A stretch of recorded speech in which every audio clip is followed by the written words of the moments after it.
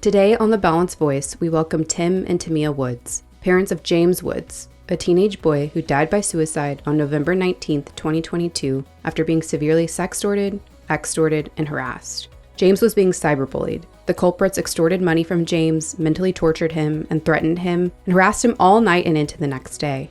James was exhausted from lack of sleep and did everything he could to stop his parents from learning of the embarrassing acts that took place. The last resort was the ultimate price, his life. Tim and Tamia now have dedicated their life to raising awareness about this issue and helping to provide resources to adolescents in similar situations via their foundation, Do It for James. We're honored to welcome Tim and Tamia. This is The Balanced Voice. So I've watched the Nightline series like 10 times. And to me, every time you say the words, "We need you here," as a mom, I'm like dying. I'm just dying. Your story is unfortunately one that we're hearing more and more of. We as an organization have been talking about sextortion exploitation for a few years now, but we've definitely seen this rampant increase in the number of victims. And so the message you guys bring to students, to parents, to schools is 100% in line with what we do here at Crime Stoppers of Houston through our Safe School Institute and our Safe Community Institute. It is so valuable because students need to be disarmed and they need that fear to go away. They need the panic to go away so they know, wait a minute, I know what this is. I'm not in trouble for taking the picture. I'm not going to ruin, my life isn't ruined for taking the picture. And I'll be okay. So we want to, of course, welcome you and thank you for taking the time to join us. Your story about James is unbelievable. So I just want to dive in. Tell us about James. Tell us about your son. Well, he was 17 years old. He was a senior in high school. He was a athlete. He did cross country, indoor track, outdoor track. You know, he was a funny guy. He told jokes all the time. You know, he was intelligent. You know, he had a lot of answers. His friends, you know, they would come to him and ask him all kinds of questions.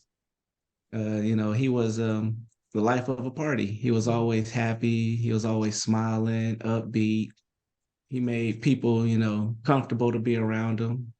He was always helping people do things. You know, I could go on. He was a special person. He was like an angel on earth. He was definitely like, it clicked after he left, but I truly believe he was an angel on earth, and of course he's an angel now. But he just was very motivational. He encouraged people to be their best. Very humble. He he lit up the room. Like I know a lot of things are like super cliche, like, you know, but if you talk to anybody about James who have met James, they will all say the same thing. He just was a joy to be around. He always offered a helping hand. And he was respectful, mannerable.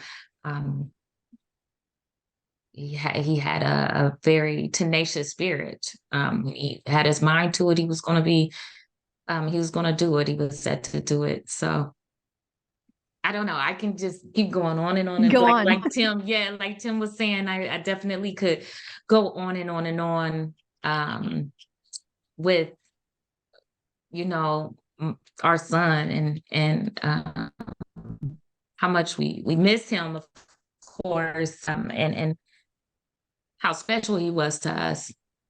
He was definitely a special human being, for sure. Is he the one? Do you have other children? Are there other siblings? No. He's your only child. Wow. Only child. Yeah. So I love this It was smile. everything. Yeah. Yeah. Yeah, I smile when I think of James, and it, of course I hurt behind it, but we smile because we had so many precious memories with him. So unfortunately, we had, you know, something that changed our world. It was the worst day of our life. However, everything in between his last day in the physical we truly enjoyed him. And that's what I remember. So, Tamia, you say for 16, 17 years, we told him every single day we loved him. Every single day. Your son knew how loved and how precious and how valuable and how amazing and how he had a future and a plan. He knew this. But in 19 and a half hours, a group of people were able to unravel all of this for him. And if you watch the show ABC through Hulu, their Impact series on Sextortion, they got a hold of James. And Tim, you were the one that unfortunately walked in the door and found him and determined he was no longer with you all. Tell us what happened. What happened to take your son away? He was approached by someone on Instagram, a young woman. They struck up a conversation, and eventually it turned sexual. She showed herself on a video chat with him. And after she did so, she asked him to do the same thing. So, he figured no harm there. So he exposed himself to her, just two people showing each other what they have. And from that video, she took a screenshot. Then after they took that screenshot, they proceeded to tell him, hey, this picture that we're showing you right now, because they started texting them. They said, this picture that we're showing you, we're going to show this to the whole world. And for hours, they were telling him they were going to ruin his life and how he was going to get put in jail because he was going to be labeled a pedophile. He was going to lose all his friends. He wouldn't be able to get into college. He was going to get kicked out of school. His parents wouldn't love him, all these different things. And this went on for hours and hours. And eventually they started asking him a different question, like, okay, well, if we was to give you a number to pay to make these go away, would you pay it? He said, yes. They said $6,000. He doesn't have $6,000. And he told them, I told you I don't have a job. I have no money. I'm in school still. So they said, all right, you pay us $300 and we'll make all these pictures of you go away. He agreed to the $300, which I think is part of their tactic to start with a number they know someone can't meet and then go down to something more reasonable. But even still, he didn't have $300. So he gave him the little bit of money that he did have and the gift cards that he had, and it still wasn't enough. So they kept telling him, hey, I want the rest of my money. He was with his mom at the time. And, for hours, they're sitting there complaining and arguing with him and telling him all these different things and everything you could think of. We want our money was pretty much what they really wanted. And all via text, Tim? All via text, right? So Yeah. it was through Instagram that they were messaging him and on his cell phone, his personal cell phone. They found his cell phone. I don't think he did. He gave him the number. Yeah. He gave him the number. Yes. Okay. So they were texting him and eventually James got to the point where he saw that he wasn't going to be able to pay them their money. And you got to remember, he was up for 2 whole days pretty much because he went to school Friday morning and he wakes up first thing in the morning to go to school. He was up all day. He was up all night. Saturday morning, he was still wide awake. All through Saturday, he was up. He might have, slightly dozed off for a minute or two throughout the day, but overall, he was up for 2 days. Then you add the fact that a 17-year-old, their brain isn't fully developed. So you add sleep deprivation in there. He's not making the right choices. And he's just so mentally exhausted. And they just won't leave Yes. him alone. So is it a team, you think, of people that are constantly yeah. just after him? Yes. So it's an organized crime. And it initially starts out with the young lady. And then we believe it was 2 other men who came on. And then, James' murderers are in Ivory Coast. And then there's one person here in America. So the person here in America collects the money, washes it, and sends it over to Africa. Or the Ivory Coast, wherever the predators are. and they tend to work together. That's why we say that this is more than a picture. Like a lot of people say, oh, it's an embarrassment of a picture, but we have to understand, and that's why we take the time to teach our the parents, trustworthy adults. We teach law enforcement. We teach whoever will listen. It starts off where they create a sense of security. So, like Tim was stating, she exposed herself first. So when the young men are like, well, why not? They already did it. So they see no harm, no foul in doing it and exposing themselves. Um, and they, after that, they instill a lot of suicidal thoughts into their head. So a lot of times when you look at anyone, it doesn't matter the age, when you look at someone who shows signs of suicide, you have fear, embarrassment, unemployment, no social support, no family support. You have, I mean, I can go on and on and on. And these professional con artists, they know how to instill that into your brain. So we typically, how we break it down for adults, because sometimes we forget what it feels like to be a 17-year-old child who's going through everything. How we relate it to what an adult may go through is if we have a significant other and we receive a picture of them fully exposed from another woman or man. And that person begins to say that they've been having an affair with your spouse, and they go on and say how you're ugly, you're horrible. They said that they don't love you, they love me more.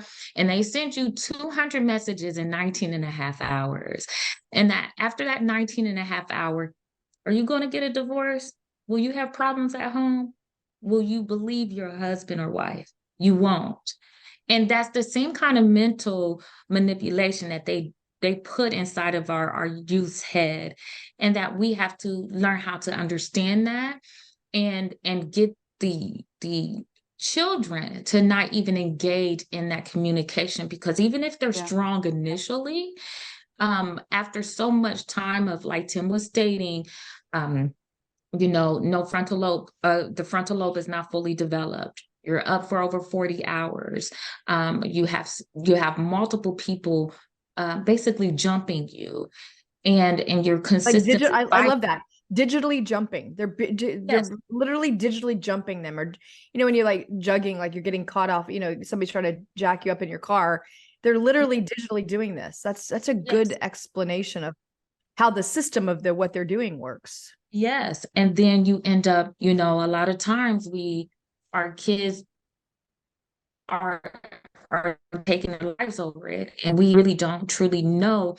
And a lot of time, like a lot of law enforcement didn't know about this. It was a very new crime. When James had actually passed away, the FBI only found their first victim that was due to financial sextortion only 6 months prior to James. Okay. So this is still a very new crime in this sense. So we are familiar with the classical form, or the traditional form of sextortion, where they go after young women. They use it for either their self-gratification or to sell to other pedophiles. And they do that for mass manipulation. They may get the young women to cause bodily harm by slicing their wrists or burning themselves, or doing manipulation in that sense. Now is converted over to financial sextortion, where the main goal is money. However, we have to understand we're dealing with men. A lot of times we have to be more aggressive with men. And I think that's where it leads to death, because they literally have sent James 200 messages in 19 and a half hours, ranging from I own you, your life is over, to you might as well kill yourself. And aggressive. So it's like, yes. So it did. And so what you see in the messaging, it's like it starts off, it's grooming, right? Coercing, grooming, and just gets just aggressive and brutal to the point where he doesn't even know how to respond. I have a question. So as you're learning, so I as we watch, there was the other case that was in the docuseries, Jordan. So this was a Nigerian ring that was also involved with James, or are there some in Russia? There's some in other countries that we. They're all over the world. They're not just in one centralized place. It's Right. our people were Ivory Coast. The Michigan family that theirs were in Nigeria. And that's just 2 locations. They're in Asia, they're in Europe, they're in other parts of America, they're all over the world. And how do you think they found James on Instagram? Was he did he have a public profile?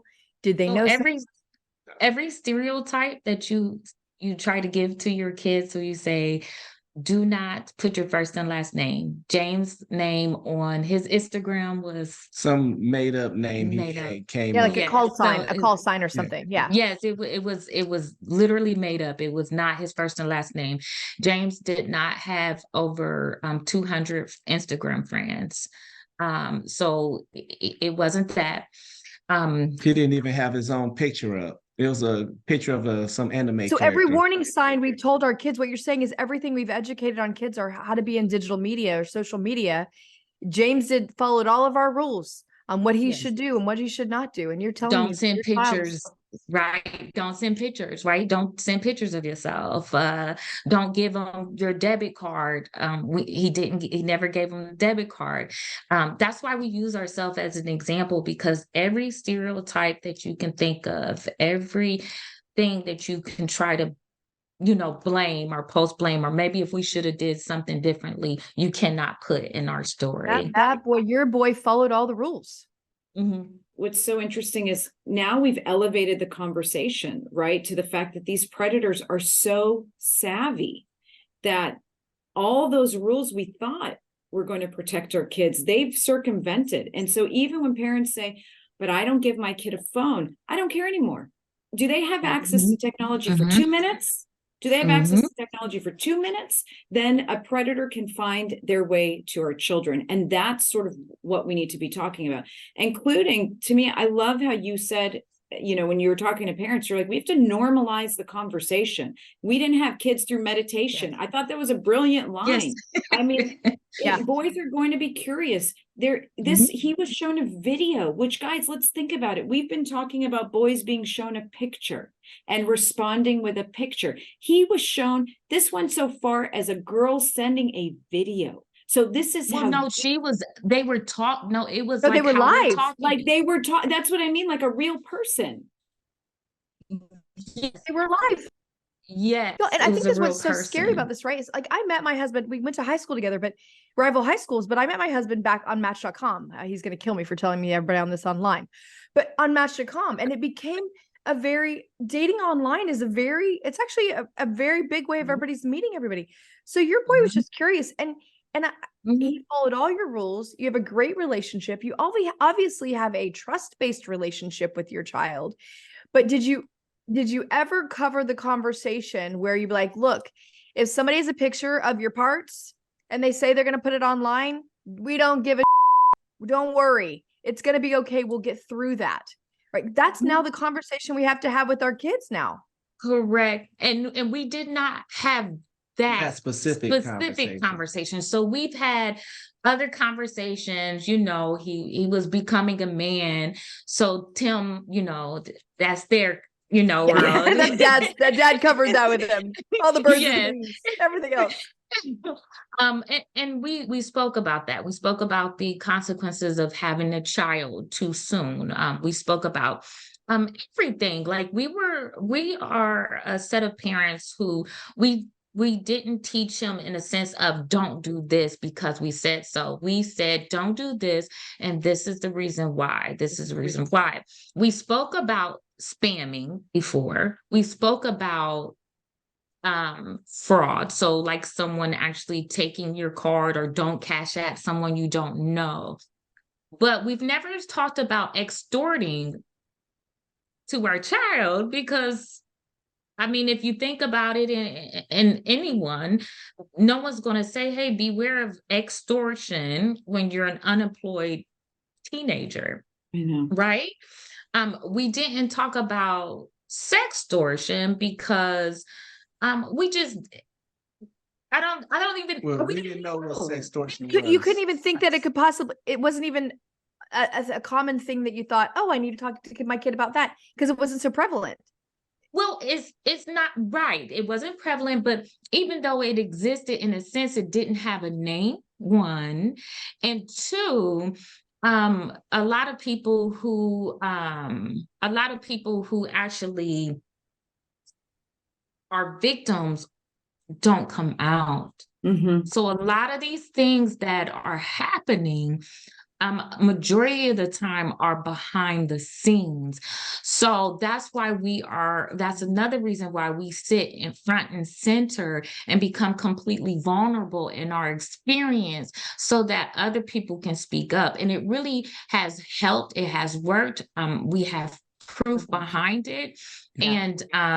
And that's where that goes. So now that someone is up in front and says, this happened to me, and we make it a common conversation now. And Yeah, then we go from I there. love what y'all do. And this is what Rania knows. I'm just batshit crazy, right? And she's the definitely more calm, conservative, intelligent person in the duo here. And some people, when I go and talk to school, I just love the way y'all present. Yeah. Because when I go and talk to people at the schools and I talk to kids, and sometimes the parents are there, I use a cuss word every once in a while. It just comes out because I'm so passionate about the topics. And people are like, oh, how dare you talk about that? I love the way you're presenting this, and your passion and your love for your child and your directness with these kids, because these kids don't bullshit. These days, they just need it straight at shot with them. It's the way they see that you're authentic. It's the way that they believe you can be trusted, of really understanding what they're going through in life. And I am so humbled to have met you guys, because very few people, otherwise, most people go in there with a flat presentation, blah, blah, blah. All they hear is wah, wah, wah, wah, wah, wah, wah, and they're just waiting till they can get out of assembly. Yeah. I mean, every time I listen to you guys, I tear up organically. And I do think when you're looking at a sea of kids, you wonder how many of you are on the cusp of this, or are in it now, or who have a friend who's dealing with this. So if we can just get you to verbalize, to realize that you are not, let's take away the fear. Let's take away the panic. Let's take away the criminal angle, child pornography, take it all away, because the FBI's come out and said you're not in trouble. Schools understand now what's going on. Everyone is on your side. Everyone is on your side, the student side, our children's side. We're all on your side. We just need to work together to get this to stop. And so we've kind of outlined what a child should do if they ever find that they're in this situation. One, it's okay if you took a picture or video. We don't want you to do that, but if you did, it's okay. But you got to keep track of everything. You got to report the users, block the users, report to the FBI. Sometimes we say, let your colleagues, your friends know this just happened to me. You're going to be next on the target list. Tamia, you said it, you all are targets, and they are, because it means a lot for somebody in West Africa to get $200 per child per night, right? And yes, and yes, and Rania, so you only get like a small portion of like our actual breakdown on how we actually break down how they become targets. So I don't think, Jennifer, we completely answered your question as far as how did they get to James. So let's go back there. And we believe that is by Instagram friends. So with James, when he was actually the victim and he was going through it, your top list of your friends are usually the ones who you communicate with the most, right? So they sent James' picture of him exposed to his friends, my nephew included, and said, if you don't do this, if you don't send us money, this is what we're going to do to him. So these are the people we're going to send it to. So they had the people. So they basically specified people they were going to expose him to. Yes. Oh, And they screenshotted it back. So they screenshotted his friends back to him, like, we're going to send to you, we're going to send to YouTube, we're going to send to every social media site. That's what they did with the first half. Then the second half, because they screenshot all these friends, right? Now those friends are new victims. And it's just like you or I, we're more than likely to be friends because we're around the same age. You're not going to, Jennifer, you're not going to be friends with James' best friend. It's just typically not what's going to be. Right. And the same, vice versa. So they know majority of the Instagram friends, with an exception here or there, are all around the same age. So now they have new victims. So we explain that to the kids as well. And that's why we say, do not be afraid to warn others, because if you do not stand, if you don't fall for it, it doesn't mean that your friend doesn't. Right. We say all the time, it takes a village, but we're including the kids in our village. Yeah. Okay. So I love that. I love it. So I say, I'll just jump in and say, Yes. this is the one area where we actually have to co-parent with our kids, because Yes. we need their buy-in and their engagement. They need to be on the same page with us in this area. Sorry, Tamia, go ahead. Yes, no, you're fine. So then, Tim, if you wanted to go in and explain, so we do break down how much our money is to people overseas. So we may not look, so we actually do that as an activity with the kids and with the parents, so that they can physically see the understand the economics. Yes. So so when James had gave $100 of our money to these people, if you convert that $100 into Nigerian dollars, at that time it was like $46,500 or something. But now today, if you convert that same $100, it's like over 80,000. So our money is becoming more and more valuable to them. So the incentive for them to stop what they're doing goes down because the reward is so high. And so their incentive to go after American children too, because of the dollar value. Oh, yes. Yes. So when we have the excuses, like when parents sometimes, and we don't do it maliciously, right? We say, well, that doesn't apply to me. Like you hit on it earlier, where they say, oh, my kid doesn't have a phone, or my kid doesn't have money, right?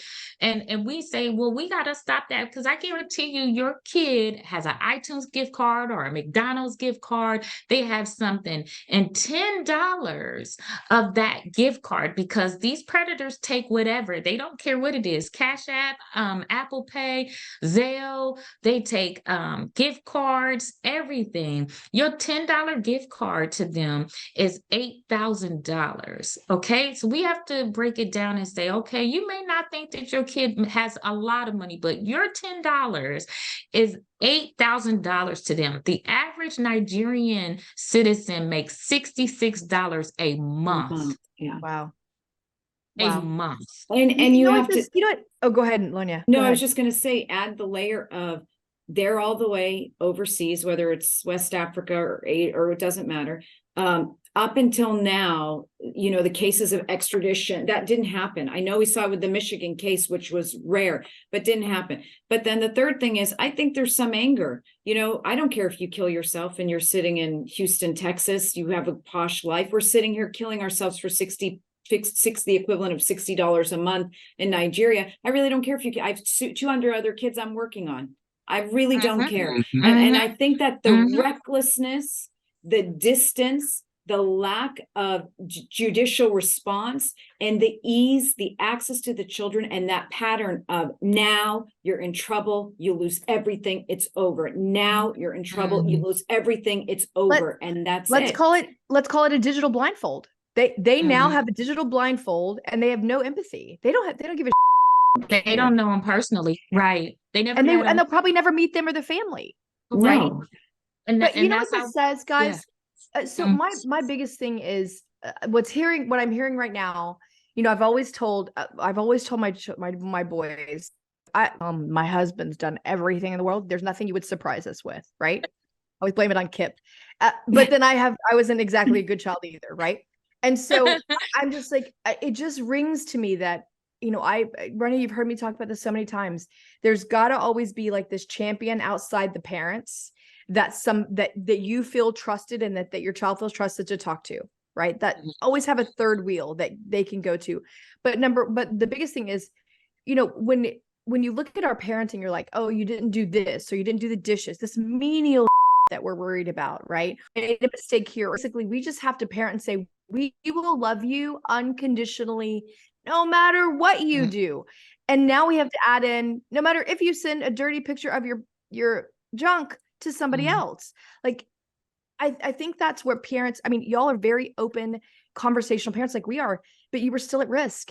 And I just hope parents are watching this, realizing that if you're having the menial conversations about getting upset with your child and not having a level of acceptance of understanding they're going to make mistakes, you are exponentially more at risk than this couple. And so, because you don't have that conversation, would you agree with that, to me and Tim? I definitely do. And I think too, it's a twist to that. So how we explain it to the kids portion is, it's our job as parents to correct you, right? So we don't come into this world, we don't give birth to you thinking that you'll never make a mistake. And it goes all the way down to where you was a baby and you put your finger in that outlet. And we said, no, don't do that, right? So it is our job to correct you. And we tell them all the time, but we need you here. If you're not here, like I can no longer correct my son. He's not here with me.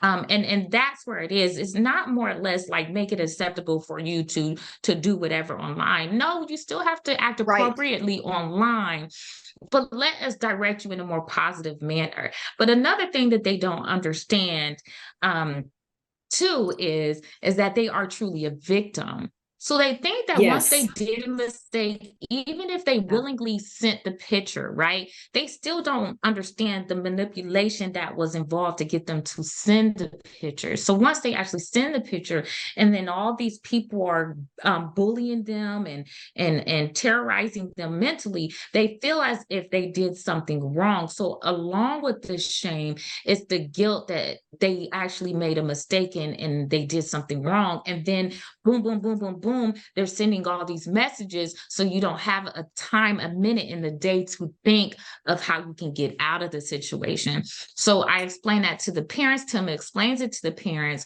When we made a mistake, we did a lot of things wrong. Like you said, Jennifer, we've done a lot of things wrong. However, when we did our things that were wrong, we didn't have someone in our ear sending us 200 messages in 19 and a half hours. That's right. Yeah. Thank you to our sponsor, FlipLock, for making this episode possible. FlipLock is a door lock unlike any other lock that was created as a nationwide, straightforward solution to protect your people, whether that be in universities, dorms, daycares, hospitals, or even government buildings. It can be added to nearly any door to keep you and yours safe. We are proud to have such a strong and like-minded sponsor of the Balanced Voice podcast. Check out FlipLock at fliplock.com. That's FLIPLOK.com.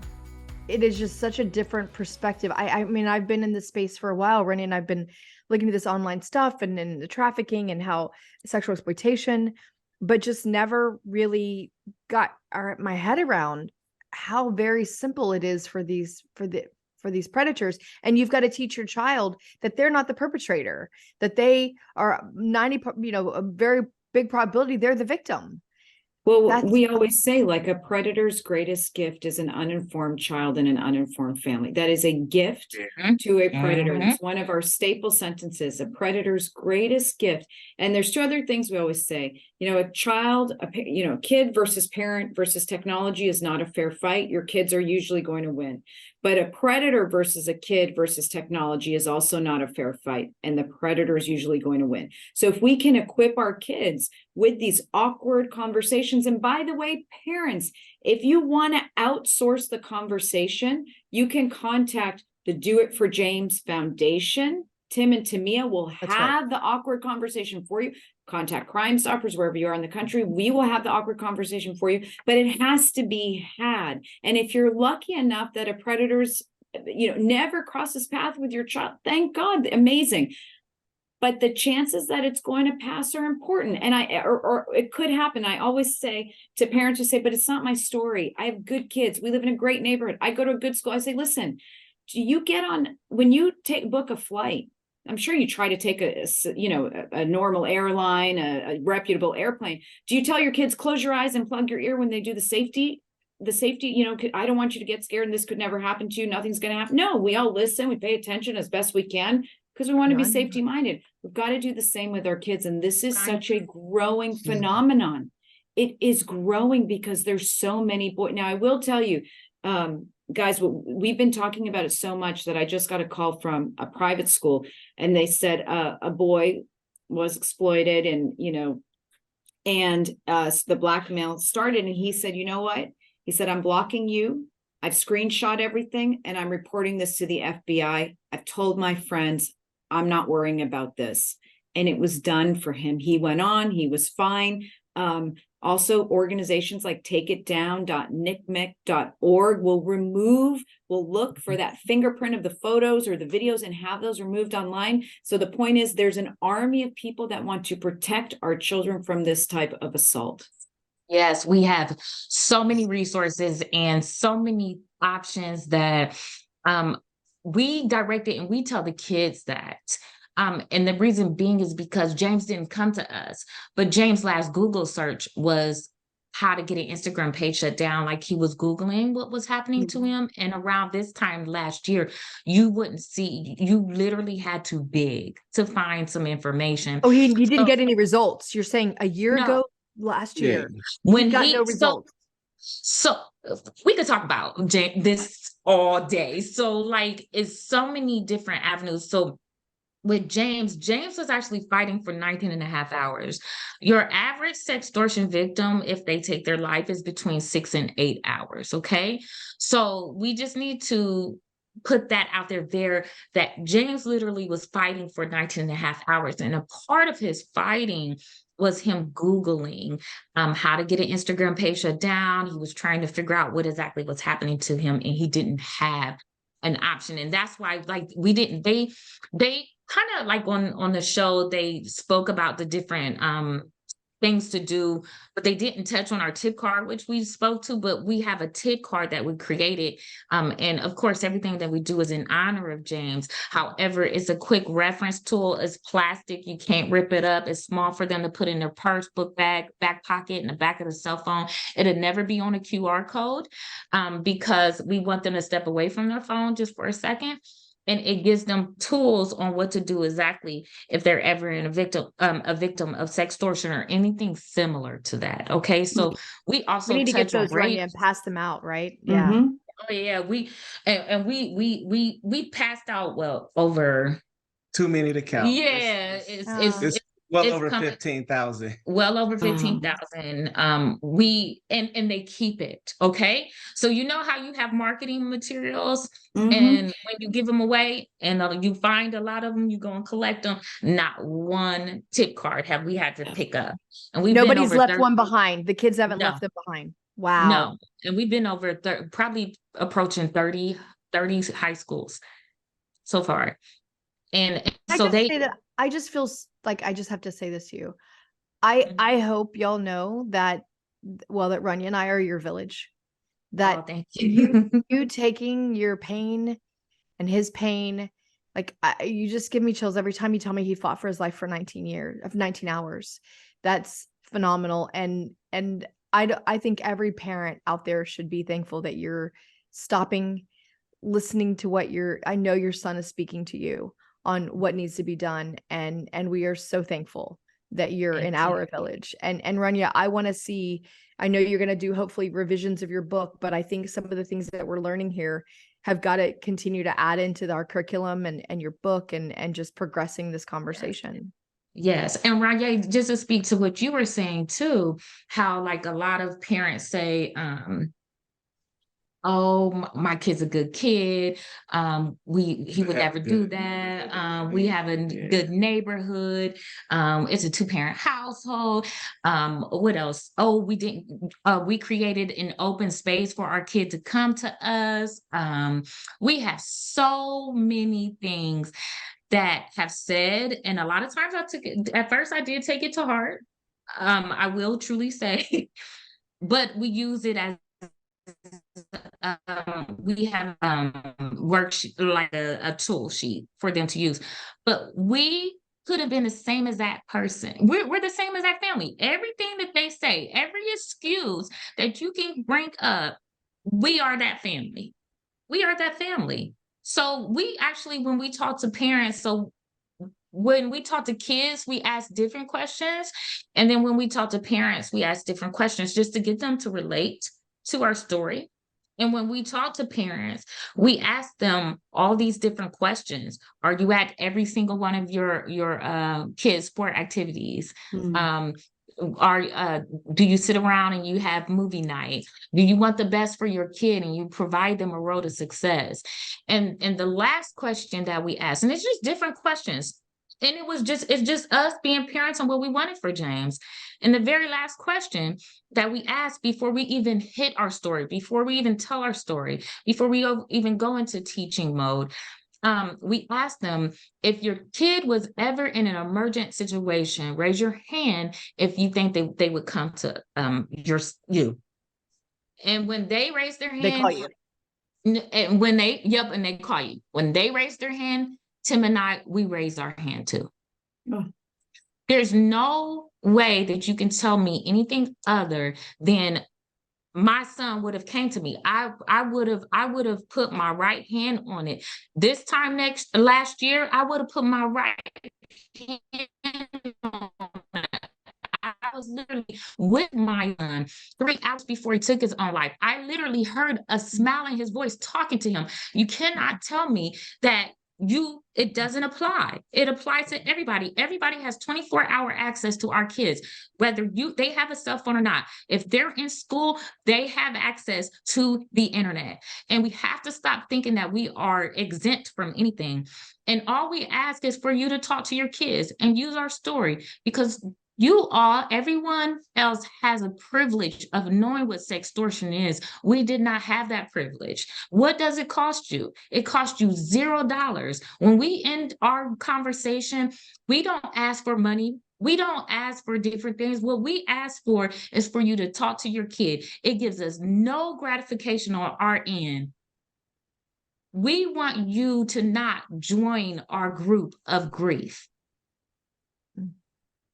We've worked with so many parents who have lost a child, and the words of, it's a lifelong sentence. And Tamia, when you were asked, you guys were asked, is it hard for you to do this work? And you said, it's hard for me to go to the grocery store and not get him his favorite thing. Like, it's so hard, but I want to thank you both. I want to thank you both for continuing to parent in this way. And not only parent him, but parent my kids and Jen's kids and everybody else's kids, for not just loving James so much, for loving my kids and Jen's kids. I mean, it makes me we really, really thank you. It's hard not to cry on this one. Like, I know I've never cried in a podcast, but I want to ask you one last thing. It was very interesting when you brought us into his room, and you said, you kind of go in his room every few days. But you said something so interesting. You said, I don't want him to feel like I'm sad, because I don't want to make him sad. I don't want to make his spirit sad. Do you remember saying that? Mm-hmm. Beautiful. Yeah. I truly believe, like, his spirit. I believe spirits have feelings, and it's still to protect him regardless. And especially this circumstance and imagining his last moments on this earth. And that's all I really cared about, is trying to be there for him. And I miss him so very, very much. But I try not to say that as much as I feel, because I don't want him to be sad. I want him to still, have joy in his heart and enjoy the ones we knew he once did. And so I don't know how to explain it, but I don't want my baby to be, you love your boy, be sad. Yes, I do. We do. He was our everything. I know Tim, he don't express his feelings as I much. just, y'all, But your he was marriage. he I was mean, every I day. just, going through these types of things is very hard on a marriage. And I just commend you for sticking together, loving each other through it, creating a village, and continuing to love your boy as if he's still with you, because I believe he is. And I'm super impressed with you. I'm gonna cry after this. You And can now I'm see gonna- though why, Jen, I was like, we have to get them. I have to figure out how to get to the God. we work with a lot of families who have lost children to whether it's fentanyl laced pills or gang activity or trafficking or now online issues. And so there's some stories that just hit you differently. And your story was one of them. And we're, as Jen said, we are part of your village. Our tools are here for you. We'll talk about you wherever we go. We can't wait to see you in Houston one day speaking to our community. And we invite everybody to go follow what you all are doing. We'll have links to everything you guys are doing so people can learn more about what you're doing and how to engage. And I'm not humble to say if there's something to donate to this foundation that they've created for their son, I ask our viewers to support them. Continue to support their work so that they continue to save our children. Do it for James Foundation. Yes, and we do everything for James. From the day that James was born on July 23rd, we have always and will always do it for James. And our story is more than a story. We provide the kids with tools, we educate the parents, and any donation that goes into our foundation goes to that. It covers us getting to different places. We go to high schools, we go to middle schools, we do different events, but we also work with organizations in your local area. So once we touch down, we try to get in touch with SROs, make sure they're there at the middle school or the high school that we attend. We try to work with the mental health organizations that are in the area, because a lot of kids come to us with their stories that they never told someone before, or they don't feel comfortable going to the parents. So after y'all presented, these kids are reaching out to you directly. Oh yeah. Like I can give you after every talk that we do, kids will come down and line up and what we said. Some of them will tell us what they're going through. Some of them tell us, they know someone who's going through whatever. It's always a lot of people just waiting to say thank you. Yeah. And they send us messages. Like we just did one yesterday and we came back late last night. And this is a message. It says, "Hello, I was one of the students from the high school today and heard your message. I just want to reach out to you and say I'm sorry for your loss. You're truly amazing and wonderful and very sweet people. It makes my heart hurt hearing that, it makes my heart, I think she wanted to say smile, hearing that you're helping many, many people. And that makes me so blessed and happy to have people like you. Just remember, he's looking down at you guys and thanking you in every way that he can. Thank you for all your hard work. I pray that you guys can help make this stuff come to an end. You guys helped a lot today and put a powerful message in my heart. Thank you guys. I hope you guys have an amazing day and week." Kids don't write text messages like that anymore. That was well thought out and long. Yes. Well, we get them all the time. Love it. Like all the time. They come to us. When I tell you these kids are sweet, I mean, these kids can do no wrong. Yeah, we get phone calls, we get emails, we get letters in the mail. The kids that's know where we live, they'll knock on the door and hang out with us for a little bit. But kids are awesome. Yeah, they are. Yeah, and we need them here. And we need them here. Yes. We tell them, oh man, right? We tell them all the time. We tell them they matter. They have to remember that they matter. We tell them that we love them, because some of them don't hear it. And we tell them that we need them here, that they are just as important to us as we are to them. There is no future without them. So we need them here. We also make sure that they know 988. 988. If you're thinking of committing suicide, the hotline. And, may you just continue to flourish and do the work you're doing.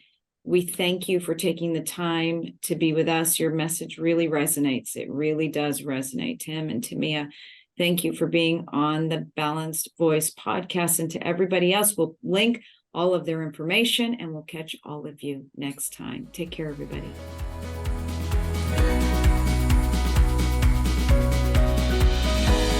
Thanks for tuning in to today's Balanced Conversation. You can find real solutions and tangible resources in our show notes at thebalancedvoicepodcast.com. To join the conversation, follow us on Instagram at The Balanced Voice Podcast and on Twitter at @BalancedVoice_. Stay up to date on Runya's work by following her at The Runya Report, and we can't wait to see you next week for another Balanced Conversation.